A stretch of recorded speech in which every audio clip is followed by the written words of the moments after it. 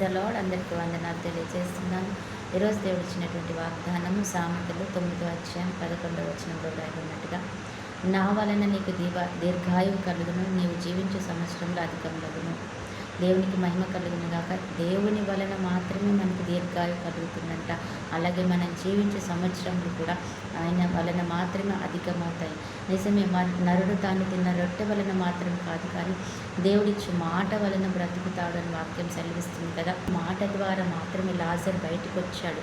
అంతేకాని ఏ యొక్క ప్రయోగము ఆయనని అక్కడ ఆపలేకపోయింది. కానీ దేవుని ఎప్పుడైతే ఆయన మాట పలికి లాజరు బయటికి రా అన్నాడో అప్పుడు మాత్రమే ఆయన బయటకు వచ్చాడు.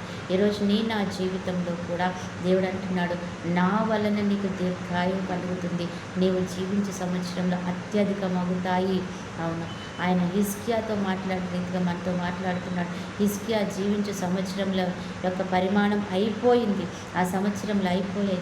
అయినప్పటికీ ఆయన వేడుకొన్నప్పుడు దేవుడు కరిగించి కరుణించి ఆయన అన్నాడు కదా, నీకు మరలా నేను దీర్ఘాయుష్నిస్తున్నాను, 15 సంవత్సరములు నీకు అధిక ఆయుష్ నేను నీకు ప్రకటిస్తున్నానని చెప్పాడు.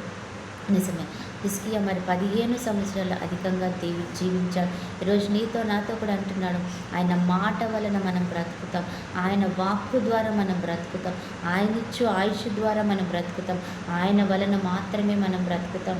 కాబట్టి ఈరోజు నువ్వు అడుగుదాం, పొందుకుందాం. ఖచ్చితంగా అడగండి దేవుణ్ణి, ప్రభా నేను వేడుకుంటున్నానయ్యా, నా యొక్క సంవత్సరంలో మా యొక్క జీవిత కాలం పొడిగించునైనా, నా పరిస్థితులు మార్చునైనా అడిగిన ప్రతి ఒక్కరికి ఆయన దయచేసే దేవుడు ఆయన మాట. కాబట్టి మనం అడుగుదాం, పొందుకుందాం. ఆమె ప్రార్థన.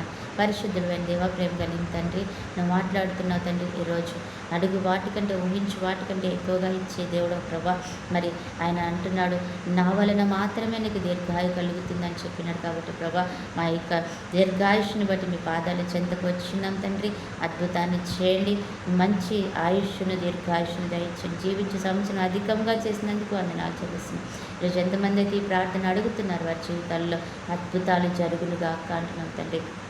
ఎంతమంది బిడ్డలైతే మరి ప్రభా యేసయ్య పరిశుద్ధాత్మ దేవుడ దీర్ఘాయుష్ కొరకు ప్రార్థన చేస్తున్నారు, వారి జీవితాలు అద్భుతం చేయండి. అలాగే ఈరోజు బర్త్డే మ్యారేజ్లు జరుపుకుంటున్న ప్రతి బిడ్డను కూడా మీరు దీవించి ఆశీర్వదించమని యేసయ్య శ్రేష్ఠ నామంలో ప్రార్థన అడిగి వేడుకుంటున్నాం తండ్రి. ఆమేన్.